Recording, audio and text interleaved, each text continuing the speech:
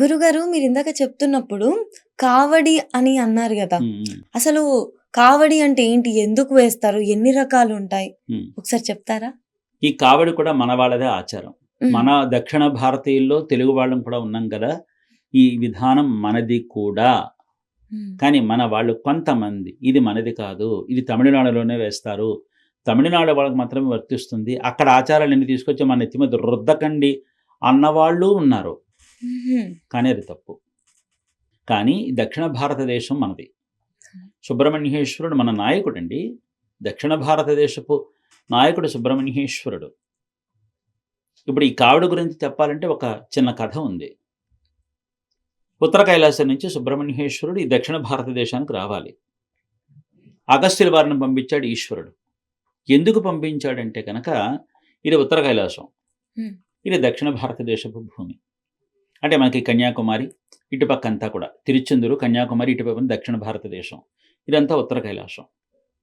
ఈ రాక్షసులు ఏం చేశారంటే దేవతల మీద దుష్టకన్ను వేసి వీళ్ళు ఇక్కడ దక్షిణ భారతదేశం మీద పాగా వేసుకుని ఇక్కడి నుంచి వాళ్ళని చూస్తూ వాళ్ళకి బలాన్ని ఇచ్చేటటువంటి ఇక్కడ దైవిక ప్రక్రియలని కొలగొడుతున్నారనమాట. అంటే దేవాలయాలు కొలగొడుతున్నారు, ధర్మంగా ఉండేటటువంటి వాళ్ళని ధ్వంసం చేస్తున్నారు, యజ్ఞయాగాది క్రతువులను నాశనం చేస్తున్నారు, బ్రాహ్మణోత్తములను బతకనివ్వట్లేదు, ఋషులను బతకనివ్వట్లేదు, స్త్రీలను బతకనివ్వట్లేదు, పసిపిల్లల్ని బతకనివ్వట్లేదు. హింస హింస హింస జరిగిపోతుందన్నమాట. హ్మ్. ధ్వంసం చేసేసాడు. ఈశ్వరుడు ఏమన్నాడంటే, ఓ అగస్త్య, నువ్వు రాక్షసమాయి తెలిసిన వాడివి కదా, కుమార సంభవం జరిగింది ఎందుకు? తారకాసురుడు వధ చేయడం కోసమే కదా. కాబట్టి ముందుగా సుబ్రహ్మణ్యేశ్వరుడు రాడు, నువ్వు వెళ్ళి సుబ్రహ్మణ్యేశ్వరుడు వస్తున్నాడని వాళ్ళకి ఒక వార్త చేయి. హ్మ్. ఎంతవరకు సర్దుకుంటారు, కొంచెమైనా ఆగుతారు. అప్పటికి తగ్గకపోతే మనవాడు చూసుకుంటాడులే, నువ్వు వెళ్ళు అని చెప్పగానే అగస్త్యులు వస్తూ వస్తూ వస్తూ వస్తూ తెలుగు, తమిళ, కన్నడ, మలయాళ, మహారాష్ట్ర ఈ దక్షిణ భారతదేశ భూమి అంతా కూడా తిరుగుతూ ఎక్కడెక్కడ వాళ్ళ పాగా వేశారో, అక్కడెక్కడ వాళ్ళు కొల్లగొట్టారో వాటన్నింటినీ తిరిగి పునరుద్ధరణ చేస్తూ దేవాలయాన్నిటికీ మంత్రశక్తిని ప్రసాదించి ప్రతిష్టాపన చేసి, అబ్బాయి సుబ్రహ్మణ్యేశ్వరుడు వచ్చేస్తున్నాడు, మీరు వెళ్ళిపోండి, ఆయన చేతిలో మీరు బతకలేరు, ఎందుకు వచ్చిన గొడవ అన్నప్పుడు కొంతమంది భయపడిపోయి పారిపోయారు. వచ్చినప్పుడు చూసుకుందాం అనుకునేవాడు వచ్చినప్పుడు చూసుకుందాం అనుకునే ఉండిపోయారు. ప్రజలకు కూడా కొంచెం నాళ్ళు ఓపిక పట్టండి. ఇన్నాళ్ళు ఓపిక పట్టారు కదా, వచ్చేస్తున్నాడు అది చెప్పడం కోసమే నేను వచ్చాను, కొంచెం ఓపిక పట్టండి అని ప్రజలకు ధైర్యం ఇచ్చారు. అలా ఇచ్చినప్పుడు ఈ విధంగా వస్తూ వస్తూ వస్తూ ఉండగా వెనకాల సుబ్రహ్మణ్యేశ్వరుడు రానే వచ్చాడు. ఈయనేమో వింధ్య పర్వతాన్ని తొక్కి మరీ వెళ్ళాడు అగస్త్యులు, నేను వచ్చేంత వరకు లేవద్దని. అగస్త్యులు సుబ్రహ్మణ్యేశ్వరుడు కలిసి ఇదిగో అక్కడ ఇలా జరిగింది, ఇక్కడ ఇలా జరిగింది, అక్కడ అలా జరిగింది అని చెప్తున్నప్పుడు ఒక పర్వతం మీద ఒక ఒక మరుగుజ్జు రాక్షసుడు హ్మ్. 2 పర్వతాలని పెకలించి కావడి వేసుకుని పట్టిపోతున్నాడు. హ్మ్. మీకు గుర్తుందా? పల్లెటూళ్ళల్లో చెరువులోంచి నీళ్లు పట్టుకుని వెళతారు. అవును. కావడి బద్ద వేసి, వెదురు బద్ద లాంటిది వేసి, ఒక ఉట్టి కట్టి 2 బిందెలు అందులో పట్టుకుని వెళితే అలా తీసుకుని వెళ్ళిపోతారనమాట. అలాంటి అవునవును. కావడి. హ్మ్. అదే మాదిరిగా 2 పర్వతాలని పెకలించి పట్టుకుపోతున్నాడు. వాడు బలగర్వి. ఎంత బలమైనా వాడికి బలం తెలియదు. ఎంత బలాన్నైనా మోస్తాడు. 2 పర్వతాలను పట్టుకెళ్ళిపోతున్నప్పుడు సుబ్రహ్మణ్యేశ్వరుడు అది చూసి దండాయుధపాణి, వాడెవరు అని అడిగాడు. వాడి హ్మ్. పేరు ఇడుంబాసురుడు. హ్మ్. బలగర్వి, రాక్షసుడు, తారకాసురుడు పరివారం వాడు. ఓ సరే, వాడు ఎందుకు పర్వతాల పెకలించి పట్టిపోతున్నాడు? ప్రకృతిని నాశనం చేద్దామని. ప్రకృతి అంటే మా అమ్మే కదా. ఓహో, మా అమ్మ చేసాడా, చెప్తానుండు అని చెప్పి సుబ్రహ్మణ్యేశ్వరుడు ఏం చేశాడంటే ఆ పర్వతం మీద వెనకాల ఇంతే ఉన్నాడుగా బిడ్డ, వెనకాలకు వెళ్ళి వాలాడు అనమాట. ఎంత బరువైనా తెలియనటువంటి వాడికి ఆ రోజున కొంచెం ఈ గూడు జారిందనమాట. ఏమిటిది ఇంత బరువుగా ఉందని చెప్పి ఒకసారి వెనక్కి తిరిగి చూస్తే ఇంత పసివాడు కనిపించాడు. ఎవర్రా నువ్వు అని అడిగాడు. నేను దండాయుధపాణి, మురుగర్ని, దండాయుధపాణిని. అయితే మై మోస్తున్నావు కదా అనగానే మొయ్యలేక కింద పెట్టుతాడు. అప్పుడు ఈ రాక్షసుడు అహం వచ్చేస్తుంది అనమాట. నా చేత ఇలా చేస్తావు, నీ సంగతి చెప్తానండని ఇద్దరు తలపడతారు. ఆ హ్మ్. తలపడినప్పుడు మురుగరుడి కోపానికి మురుగరి చేతిలో ఉండేటువంటి దండం చేత రాక్షసుని వేసేస్తే రాక్షసుడు చచ్చిపోతాడు. చాలా ఉగ్రంగా ఉంటారు మురుగరు. అగస్త్యులు అంటారు, స్వామి శాంతించండి అని చెప్పి స్తుతించి ఈ రాక్షసుడికి ప్రాణభిక్ష ప్రసాదిస్తే వీడు లోకానికి సాక్షిభూతం అవుతాడు. ఏ రాక్షసుల వల్ల మీరు ఇక్కడికి వచ్చారో ఆ రాక్షసుడి ద్వారానే మీ కరుణ చూపించండి, మీ ఉనికిని తెలియచేసేలా చేద్దాం అన్నప్పుడు సుబ్రహ్మణ్యేశ్వరుడు శాంతించి ప్రాణప్రతిష్ఠిస్తాడనమాట. తిరిగి లేచిన తర్వాత అంటాడు ఇడుంబరు, మృహా, నీ సంగతి నాకు తెలియదు నాయన. గత జన్మలో రాక్షసుడిని నీ చేతిలో అంతమొందయ్యాను. ఇప్పుడు తిరిగి నీ కరుణతో నేను తిరిగి పునర్జన్మ పొందాను. ఈ జన్మ నీదే. చెప్పు, నా కర్తవ్యం ఏమిటో చెప్పు అని అడుగుతాడు. సరే ఇడుంబాసురా, ఏ కావళ్ళైతే నువ్వు ఎత్తావో అదే కావడి ఎత్తుకో. పర్వతాలను పెకలించి పట్టుకున్నావు కదా, పట్టుకో అంటాడు. బరువు మొయిలైపోతాడు. మృగా, బరువు మొయిలైపోతున్నాను. మృగా మృగా మృగా అని ముమ్మార్లు చదివెత్తు అనగానే ఎత్తుతాడనమాట. అది ఇప్పుడు ఏం చేయమంటావు అని చూడు. ఈ క్షణం నుంచి ఆ కావళ్ళు రెండు కూడా శివగిరి, శక్తిగిరి. వాటికి ఒకటి మా అమ్మది, ఒకటి మా నాన్నది. మా అమ్మ నాన్న తన కోసం తను ఎప్పుడు చూసుకోవాలి, ఏం చేసినా లోకానికే చేశారు. కాబట్టి నా దగ్గరకు వచ్చేటటువంటి భక్తులు చాలా కష్టపడి వస్తారు కదా, ఆ కష్టపడి వచ్చేటటువంటి వాళ్ళ కోరికలు, బాధలు, కష్టాలు నువ్వు మోసి నాకు అప్పచెప్పు. కాబట్టి నువ్వేం చేస్తావు అంటే, నేను ఎక్కడైతే ఆరాధన చేయబడుతున్నానో అక్కడికి వచ్చే గుమ్మంలో నుంచో. నన్ను చూడడానికి వచ్చినటువంటి వాళ్ళు ముందు నిన్నే చూస్తారు, నీకే దండం పెడతారు, నాకేమి చెప్పాలనుకుంటున్నారో అవన్నీ నీకు చెప్తారు. ఈ 2 పర్వతాలు చాలా పెద్ద పెద్దవి కదా, వాళ్ళు ఏమేమి చెప్తున్నారో అవన్నీ కూడా తపాలు. ఇది చూడండి, ఎవరికైన ఉత్తరాలు వచ్చేవి, ఒక గిన్నెలో పెట్టి వేసేవాళ్ళం. అవును. అలాగా వాళ్ళు చెప్పేటటువంటి విన్నపాలు, కష్టాలు, వ్యధలు, చెరలు ఏవైతే ఉన్నాయో అవన్నీ కూడా ఇందులో వేసేసి నాకు రోజు వచ్చి పట్టుకొచ్చి అప్పచెప్పు. కాబట్టి నా దగ్గర చెప్పక్కర్లా, నిన్ను వేడుకుని, నీకు స్తుతించి, నిన్ను దర్శించిన తర్వాత నా దగ్గరకు వస్తారు. కాబట్టి ఆ విధంగా ఉండని చెప్పగానే సుబ్రహ్మణ్యేశ్వరుడు ఎక్కడున్నాడో ఆయన వాకిలి ముందు ఇడుంబరుడు ఉంటాడనమాట. ఇడుంబరు ఉంటారు. భక్తులందరూ వెళ్ళి, మురుగా నీ దగ్గరికి ఇది వచ్చానంటే నా బాధ ఇది, నా కష్టం ఇది, నా సుఖం ఇది, నా మంచిది, నా చెడిది అని చెప్పి ఆయన దగ్గరికి వెళ్ళి వేడుకుంటారనమాట. మీరు ఇప్పటికీ పళని వెళితే మురుగరు కోవిల్ ఎలా ఉంటుంది, పళని అప్పన్ కోవిల ఎదురుకుండగానే ఇడుంబర మలయ ఉంటుంది. 2 ఎదురుబెదురుగానే ఉంటాయి, మధ్యలో నడవడానికి దారి ఉంటుంది అనమాట, కింద నుంచి, కొండ కింద నుంచి. ఇప్పటికీ మీరు గమనించండి, ఇడుంబర మలై, ఇది మలై. అందుకే సుబ్రహ్మణ్యేశ్వరుడు ఎక్కడున్నాడో ఇడుంబాసురుడు ఖచ్చితంగా అక్కడ ఎందుకు ఉంటాడంటే, ఆయన అనుమతి తీసుకున్న తర్వాత మురుగని దర్శించడానికి. మహాదేవసేనాధిపతి కదండి, మహారాజ చక్రవర్తి కదండి, రాజాధిరాజ, రాజమార్తాండ, రాజగంభీర కదండి. ఆయన వ్యవస్థ అంత గొప్పదండి. సుబ్రహ్మణ్యేశ్వరుడు అంటే ఆషామాషి కాదు. మనకున్న సకల దేవతామూర్తుల ఆరాధనా కల్పం వేరే, సుబ్రహ్మణ్య ఆరాధనా కల్పం వేరే. శత్రు సంహారమూర్తులు చాలామంది ఉన్నారు, కానీ ఈయన మాత్రమే శత్రు సంహార మూర్తి అని పిలుస్తారనమాట. ఇటు దేవతలని, అటు రాక్షసుల్ని, ఇటు మనుషుల్ని కూడా తీర్పును పెట్టినటువంటి వాడు శత్రు సంహారమూర్తి. ఇంకా అక్కడి నుంచి ఇప్పటికీ సుబ్రహ్మణ్య ఆలయాలలో ఇడుంబరు ఉంటారు. పాల్ కావడి, పన్నీరు కావడి, చందన కావడి, విభూతి కావడి, సర్ప కావడి, ధాన్య కావడి, తీర్థ కావడి, అన్న కావడి, అగ్ని కావడి, ఫల కావడి, పుష్ప కావడి, రత్న కావడి, విత్తన కావడి, సేవలు కావడి, ఎన్ని రకాల కావళ్ళు వేస్తారో చెప్పలేమన్నమాట. పైగా మీకు ఇంకో విషయం చెప్పనా, చాలా గమ్మత్తుగా ఉంటుంది మీరు కావడి చింది చూస్తే. వీరభద్రుడి సంబరం మీరు చూసారా ఎప్పుడైనా? వీరభద్రుడి సంబరం అది మా వైపు ఉవ్వెత్తున జరుగుతుంది. విజయవాడ ఈ పరిసర ప్రాంతాల్లో కూడా జరుగుతుంది, నెల్లూరులో కూడా జరుగుతుంది. మా రాజమండ్రి తీర ప్రాంతాల్లో, రాజమండ్రి తూర్పు పశ్చిమ గోదావరి జిల్లాలో అయితే కనుక ఇంకా అఖండం అన్నమాట, అంత బ్రహ్మాండంగా జరుగుతుంది. ఈ కావడి వేసేటప్పుడు ఆడతారండి, ఆడతారు. ఈయనకి ఆట అంటే ఎక్కువ ఇష్టం, ఎందుకంటే నటరాజు కుమారుడు కదండి, మోహిని అవతారం ఎత్తినటువంటి ఆ మామ కల్లుడు కదండి, అందుకని మన వాడికి ఆట అంటే ఎక్కువ ఇష్టం అనమాట. ఈ కావడి వేసేప్పుడు ఆడతారండి, పాటలు పాడుతూను. ఆడు మయిలే కుత్తాడు మయిలే, కదిరికామ కందనే కుర్తాడు మయిలే,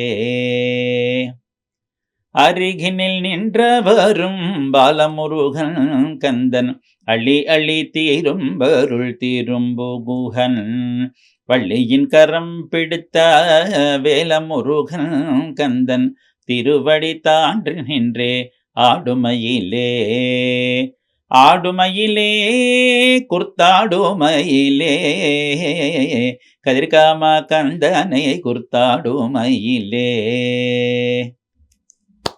ఇలా వేస్తారు. ఎన్నెన్నో పాటలు వస్తూ ఉంటాయి. కుండ్రతిల్లే కుమరనుకు కొండాటం, హుహు. ఇలాగా ఎన్నో వస్తాయి.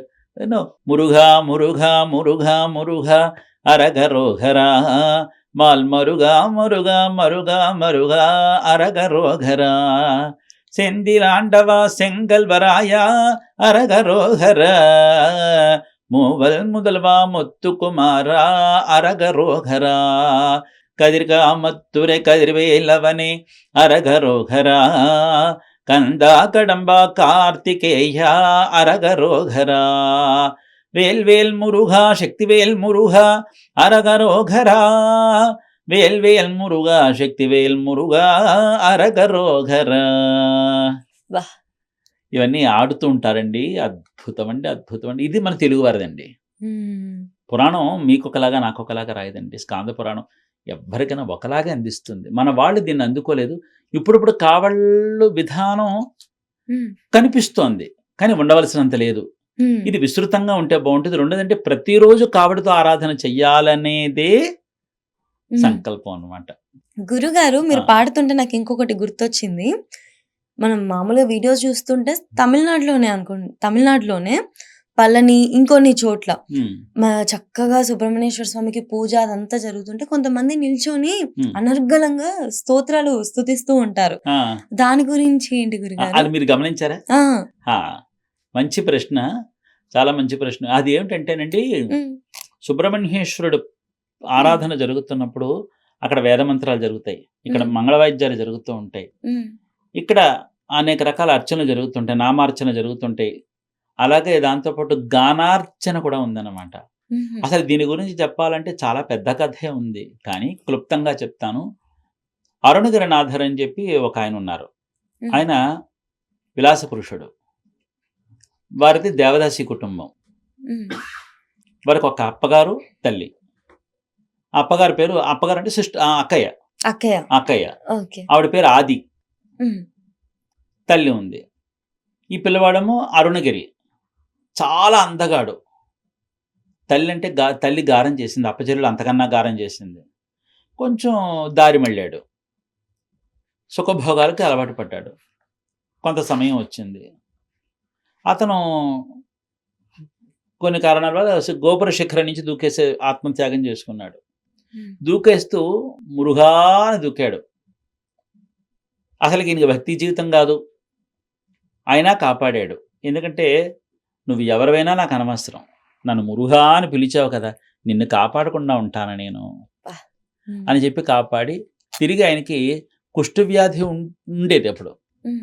ఈయన ముట్టుకోగానే కుష్ఠవ్యాధి పోయింది. పోయి సరే ఎందుకు నన్ను బతికించో, నాదో దిక్కుమాల బతికి, ఇదో బతికేనా అని అడిగాడు. చూడు, నిన్ను ఎవరు దిక్కుమాల బతికన్నా, నువ్వు ఎలాంటి వాడవన్నా, నువ్వు ఇలా దేనికి పనికిరాడవని ఉన్నా, నీ వ్యసనాలు ఉన్నాయని అన్నా, నాకు మాత్రం అన్నీ పనికొస్తాయి. నువ్వు నాకు కావాలి, నాకు అలాంటివి ఉండవు. నువ్వు రా, నీ మనసు బాగుంది కదా, అది చాలు నాకు. నువ్వేదైతే నాకెందుకు, నువ్వు నన్ను పిలిచావు మురుగాన్ని, నిన్ను కాపాడాను. ఎందుకు ఇలా అని అడిగాడు. సరే ఎందుకా, సరే నువ్వు ఒకసారి నాలుగు తెరని అడిగాడు. తెరిచాడు. స్వామివారి శక్తి శూలాయుధం చేత నాలుక మీద బీజాక్షరం రాశాడు. ఇప్పుడు పాడన్నాడు. పాడటం ఏమిటయ్యో, అసలు నేను స్తుతించలేదంటే ఇప్పుడు పాడమంటావేంటంటే, మురుగరావుడి అనుగ్రహం ఉంటే నావిలి సరస్వతి నట్టునయాగా, నాలుక మీద సరస్వతి అదే నాట్యం ఆడుతుంది. పోనో పంచేయి, ఇప్పుడే పుట్టావు కదా, నీకు పునర్జన్మ ఇచ్చాను కదా, కుష్ఠవ్యాధి పోయింది. అక్కడి నుంచి నిన్ను తాకాను, శూలం వేశాను, జ్ఞానం, నీకు ఇంక పూర్వజన్మ ఏం లేరు. ఇప్పుడు ఈ జన్మే, ఇప్పుడే కదా పుట్టావు. సరే ఇప్పుడిప్పుడే నీకు మాటలు వస్తున్నాయి అనుకో, ఏం చేస్తావు? ముద్దు ముద్దుగా మాట్లాడతావు కదా, అలా ముద్దు ముద్దుగా పాడే అన్నాడు. అప్పుడు ముద్దు ముద్దుగా పాడే అన్నందుకు గాను, మురుగా ముత్తు ముత్తాహన పాడనామా అమాం పాడు అని అన్నారనమాట. అప్పుడు పాడిన మొట్టమొదటి తిరుప్పుగలు మీరు వింటే, తమిళ భాషా వ్యాకరణాన్ని ఎంత రంగరించి రాశారో అరుణగిరినాథరు. అసలు నాకు భక్తే లేదు, నిన్ను కొలవలేదు, అసలు నిన్ను స్తుతించలేదు, అలాంటి విలాస పురుషుణ్ణి తిరిగి పునర్జన్మ ప్రసాదించి, అసలు భాషకు అందనటువంటి అక్షర పొదిగలను ఎలా పెట్టి పాడారో ఇప్పుడు ఆయన మహిమ ఏమిటో మనకు అర్థమవుతుంది. అసాధ్యం సుసాధ్యం చేశాడు సుబ్రహ్మణ్యేశ్వరుడు అనడానికి అలా ఆయన చేత మొట్టమొదటిసారి పాడించిన పాట ఏంటంటే తిరుపుగళ్. ఎక్కడ అరుణాచలంలో స్వామి గోపురంలో రాసినది. వెట్రివేల్ మురుగనకు అరోహరా అని స్తుతించి తిరుపుగళ్ పాడాలి. ముత్తైతరు బత్తి తిరునగయత్తి కిరశక్తి చరవణ ముత్తికొరు విత్తు గురుపరాయణ బోధం ముక్కట్పరమర్కుచ్చురు దీన ముற்பట్టదు కర్పి తిరువరు ముప్పత్తుము వర్గత్తమరరు మడిపేణ பத்துத்தல தொத்தக்கணத்துடு ஒற்றை கிரி மத்தை பொருதொரு பட்டப்பகல் வட்டத்திகிரியில் இரவாக பத்தரிக்கிற தத்தை கடுவிய பச்சை புயல் மெச்ச தகு பொருள் பக்ஷத்தொடு ரட்சித்தருள்வதும் ஒரு நாளே தித்தித்தய ஒத்தப்பரி புறனித்தப்பதம் வைத்து பைரவிதி கொட்கனடிக்க கழு கடு கழுதாட ದಿಕ್ಕುಪ್ಪರಿ ಅಟ್ಟ ಭೈರವರು ತೊಕ್ಕು ತೊಗು ತೊಕ್ಕು ತೊಗು ತೊಗು ಚಿತ್ರಪ್ಪಭುರಿಕ್ಕ ತ್ರಿಘಟಗಯನವೋದ ಕೊತ್ತುಪ್ಪರ ಕೊಟ್ಟ ಕಳಮಿಷ ಕುಕ್ಕು ಕುಗು ಕುಕ್ಕು ಕುಗು ಕುಗು ಕುದ್ದುಪ್ಪುದು ಪುಕ್ಕು ಪಿಡಿಯನ ಮುದುಕೂಗೈ ಕೊಟ್ಪುಟ್ರಳ ನಟ್ಪಟ್ರ ಉಣರಿ வெட்டி புலி இட்டு குலகிரி குத்துப்பட ஒத்தொப்பரவல பெருமாளே பெருமாளே பெருமாளே வெற்றிவேல் முருகனுக்கு அரோகரா கந்தவேல் முருகனுக்கு அரோகரா ஞானவேல் முருகனுக்கு అరోహరా. మురుగా, ఇది తిరుపుగళ్ళమ్మ. ఈ తిరుపుగళ్ళు కొన్ని వేలు రాశారు అయ్యవారు. మనకి ఇక్కడ అన్నమాచార్య కీర్తనలు మనకి ఎంత విస్తృతమో, సుబ్రహ్మణ్య ఆరాధనలో తిరుపుగళ్ళు. ఇప్పుడు మీరు ఇందాక నన్ను మాట్లాడిగారే, స్వామి ఆలయానికి ముందు ఇక్కడ ఒక అర్చకులు వారు నుంచుని పాడుతూ ఉంటారే అని, ఇవే అరుణగిరినాథుడికి చెప్పారు. ఓహ్, నీ పాటలు వింటూ తన్మయత్వం చెందిపోతున్నాను, అలా పాడుతూ ఉండవా అని అడిగారు. చాలావయ్యా, ఎంతసేపు పాడమంటావు అని అడిగాడు. పాడువు, నువ్వు పాడుతుంటే నీ వ్యాధులని నేను నశింపచేస్తాను భక్తులకి. నువ్వు పాడుతుంటే నాలో నేను తన్మయత్వం చెందిపోయి ఎవరైనా నేను ఏదైనా వచ్చి భక్తులైనా వరాలు అడిగితే, ఉండండి అరుణగిరినాథుడి పాటలు వింటున్నాను, మీకేం కాలేదు పట్టుకోండి, ముందు నన్ను అంతరాయం చేయకండి అని అంటాను. నిన్ను ముట్టుకుంటే నీకు స్పర్శ పోయిందా, కుష్టి వ్యాధి పోయింది కదా, మరి నువ్వు పాడుతుంటే భక్తుల వ్యాధులు కూడా మాపేస్తాను. ఏ వద్దా? అమ్మమ్మో వద్దు, నువ్వు ఇలా చేస్తానన్నావు కదా, సరే నువ్వు అలా చేస్తూనే ఉండు, ఇంతకంటే ఏం కావాలయ్యా? నిన్ను నమ్ముకున్న భక్తుల వ్యాధులు మాపుతాను, నువ్వు కోరుకున్న భక్తుల యొక్క కోరికలన్నీ ఇలా తీరుస్తానంటే నేను పాడుతూ ఉండడం నాకు చాలా ఆనందమయ్యా. అయితే వచ్చి పాడు. అందుకని అక్కడికి వచ్చి పాడతాడన్నమాట. ఆ పాటలో తన్మయత్వం చెంది భక్తుల కోరికలన్నీ ఇస్తాడు. అందుకని అక్కడ తిరుపుగళ పాడడం అనేటటువంటి ఆచారం అరుణగిరినాథరికి మురుగరుడియ దాని అధికారం చెప్పారనమాట. శాసనం. ఆ శాసనం ప్రకారం అరుణగిరినాథుడు లేకుండా మురుగరు ఆలయాలే ఉండవు. చూడండి, మన తెలుగు వాళ్ళకి వర్తించదా? సంగీత విద్వాంసులు ఈ తిరుపుగళ్ళని కొన్ని కచేరీలుగా ఇవ్వబోతున్నారు. నేను కూడా రేపు ఫిబ్రవరి వచ్చేసింది కదా, ఇంకా రేపు మార్చి నెలలో నేను ఈ హైదరాబాద్లోనే ఒక సోలో పెర్ఫార్మెన్స్ ఇవ్వబోతున్నా. తిరుపుగళ్ అంటే కావడి. తిరుపుగళ్ళు కావడి తెలుగు వారికి అందించాలని మంగళ వాయిద్య ప్రకరణలతో మృదంగం, వయలిన్, వీటి ఘట్టం, వీటన్నింటి ద్వారా నేను పాడబోతున్నాను. కొన్ని పాటలు తిరుపుగళ్ళు 10-12 దాకా తిరుపుగళ్ళు, ఒక 5-6 కావడి చిందులు పాట పాడబోతున్నాను అనమాట. సంతోషం. చాలా బాగుంది గురుగారు. అసలు అవి వింటుంటే కూడా అసలు డెఫినెట్ గా మన పురాణాలు, ఈ మంత్రాలు, వీటన్నిటికీ కూడా ఆ పాజిటివ్ ఎనర్జీ, ఆ వైబ్రేషన్స్ తోని కూడా మనకి ప్రశాంతత అనేది ఉంటది కదా మనసు. అవునన్న, నేను అదే బాధపడుతూ ఉంటాను. నాకు వయసు పెద్దదయింది, ఓపిక తగ్గుతుంది. ఇలా ఇప్పుడు ఇవి చెప్పేటప్పుడు అందరూ అవగాహన తెచ్చుకోకపోతే మన వాళ్ళు ఎంత కోల్పోతారో కదా. ఆ రోజు నేను కోల్పోయాను, నేను అవగాహన తెచ్చుకున్నాను. నేను తెచ్చుకున్న అవగాహన అందరికీ పంచిపెడితే మన ఉభయ తెలుగు రాష్ట్రాల్లో సుబ్రహ్మణ్య వైభవం మరింత పైకి ఎదుగుతుంది కదా. ఆ రోజు కోసం ఎదురు చూస్తున్నాను. ఖచ్చితంగా వస్తుంది గురుగారు. ప్రతి ఒక్కరు కూడా, అందరికి మనసు నిండా భక్తి ఉంది, ఈ అవగాహన కూడా తోడవుతే ఖచ్చితంగా మీరు అనుకుంది వస్తుంది. ఎందుకంటే ఇది ఒక ప్రాంతీయ ఆచారానికి సంబంధించిన విషయం చెప్పాలి. పురాణంలో ఉన్న ఆధారాలు మనకు కూడా పురాణం వర్తిస్తుంది కాబట్టి, ఆ పురాణంలో ఉన్నదాన్ని మనకున్న దేవాలయాల్లో కూడా అదే ఆచరణ చూపిస్తే మన హైందవం కొంచెం బాగా నిలబడుతుందన్న ఒక ఆశ. ఖచ్చితంగా. గురుగారు ఇప్పుడు ఇది మన ఎపిసోడ్ చూస్తున్న యూటీవీ ప్రేక్షకులు కూడా సుబ్రహ్మణ్యేశ్వర స్వామి భక్తులై ఉంటారు. వాళ్ళకి అవునమ్మా. కూడా దీక్షలు, ఉమ్, ఏవైనా హోమాలుంటే చేయాలని ఉంటుంది కదా! అవునండి. మీరేమైనా చెప్తారా? మనకి సుబ్రహ్మణ్యేశ్వర స్వామి దీక్షలు గాని, హోమాలు కానీ ఏమైనా ఉన్నాయా? పుష్కలంగా ఉన్నాయమ్మా. హుహు.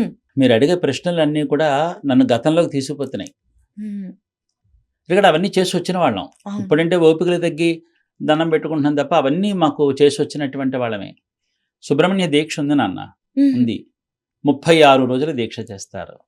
ఎందుకు 36 అని ప్రశ్న వెయ్యాలి. హ్మ్. ఎందుకు 36 అంటే కనుక మురుగుడొడియ మురుగు సుబ్రహ్మణ్యుడి యొక్క ముఖాలు 6. ఓకే. ఒక్కొక్క ముఖానికి 6 రోజులు చెయ్యమ్మా. హ్మ్. 6 ఆరులు 36. సరిపోయింది కదా. హ్మ్. ఇదన్నమాట షణ్ముఖనాథర్ ఆయన. హ్మ్. ఒక్కొక్క ముఖానికి 6 రోజులు చొప్పున చేస్తూ ఉంటారు. అలాగా 6 రోజులు 6 ఆరులు 36. హుహు. ஒரு కవచంలో కూడా స్కందషష్ఠి కవచంలో కూడా ஒரு నాడు 36 ఉరుక్కండు అని ఉంటుంది అనమాట. ఒక రోజున 36 సార్లు కనుక హ్మ్. కందషష్ఠి కవచాన్ని పారాయణం చేస్తే అష్టదిక్కుల్లోరు అడంగలం వశమై, హుహు. అష్టదిక్కులు అటే వశమైపోతాయని. కాబట్టి ఈ ఓకే. విధంగా కూడా వ్రతాలు ఉన్నాయి. షష్ఠీ వ్రతం ఉంది, హ్మ్. షష్ఠీ వ్రతం ఉంది, స్కంద షష్ఠి వ్రతం ఉంది, హ్మ్. షష్ఠీదేవి వ్రతం ఉంది. ఈ వ్రతాల గురించి కూడా ఒకసారి చెప్పరా గురుగారు? చెప్తాను. హ్మ్. షష్ఠి వ్రతం హ్మ్. నెలకు 2 మార్లు వస్తుంది. పౌర్ణమి ముందు, అమావాస్య ముందు. హ్మ్. ఆ రోజున ఆ ఒక్కరోజు చేయగలిగేటటువంటి వ్రతాన్ని షష్ఠి వ్రతము అంటారు. ఓకే. పాడ్యం నుంచి హ్మ్. షష్ఠి వరకు 6 రోజులు జరుగుతాయి. హ్మ్.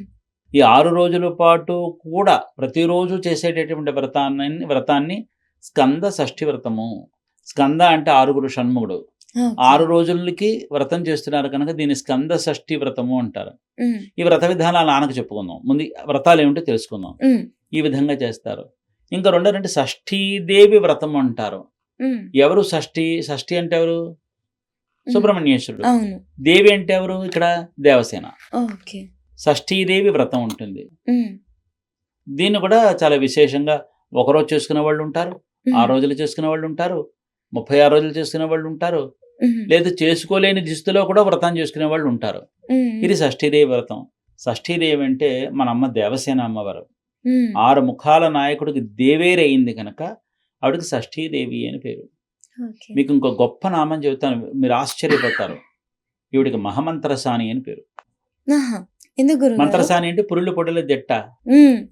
ఆయన కళ్యాణం చేసుకుంటూ ఒకటే అంటాడు, నేను ఈ జగత్తులో ఎన్ని జీవరాశులు అయితే ఉన్నాయో హ్మ్. వాటన్నింటికి కూడా నేను ధాతుశక్తినిచ్చేటటువంటి తండ్రిని నేను. హ్మ్.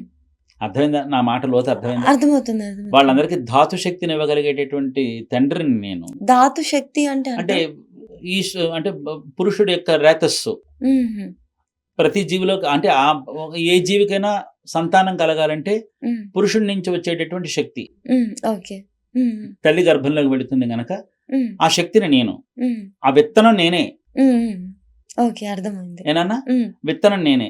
కానీ ఆ విత్తనంలా కాకుండా ఫలదీకరణం చెందాలంటే తల్లి ఉండాలి కదా. అవును. ఆ తల్లి నువ్వు. అందుకని అలాగా పేరు. అందుకే ఓకే. పళని విత్తగా అని పేరు అనమాట ఆయనకి. ఆహా! పళని విత్తగా. ఏ జీవికైనా, ఏ ప్రాణికైనా సరే అది శిశువుగా మారాలంటే, హ్మ్. రూపం దాల్చుకోవాలంటే ఆ విత్తనం నీదే. హుహు. ఆ విత్తనం ఫలదీకరణం చెంది రూపం తెచ్చుకోవాలంటే ఆ తల్లి ఈమె. ఓకే. హ్మ్. అంటే అప్పుడు అంది అమ్మ, మనమ్మ, స్వామి ఈ జగత్తులో మీరు వేటికైతే మీరు విత్తనమే ఉన్నారో హ్మ్. ఆ విత్తనాన్ని ఫలదీకరణం చేసే బాధ్యత నాది. హ్మ్. కాబట్టి నేను లోకానికి అమ్మని. గర్భరక్షణ చేస్తా, శిశురక్షణ చేస్తా హ్మ్. అనగానే అని పొంగిపోయి ఏది ఇలా వచ్చి కూర్చో హ్మ్. అని చెప్పి అయ్యవారు అమ్మవారిని తొడ మీద కూర్చోబెట్టుకున్నారనమాట. హ్మ్. షష్ఠీ దేవి అయింది ఈవిడ. ఓకే. ఓకే. అర్థమైందా నాన్న? హ్మ్. పురుడు పొడలు దిట్ట ఈవిడ. హ్మ్. ఈవిడ మంత్రసాని అనమాట. హ్మ్. మంత్రసానికి మైలు ఎక్కడ ఉంటుందా? అవును. హ్మ్. ఉంటుందా?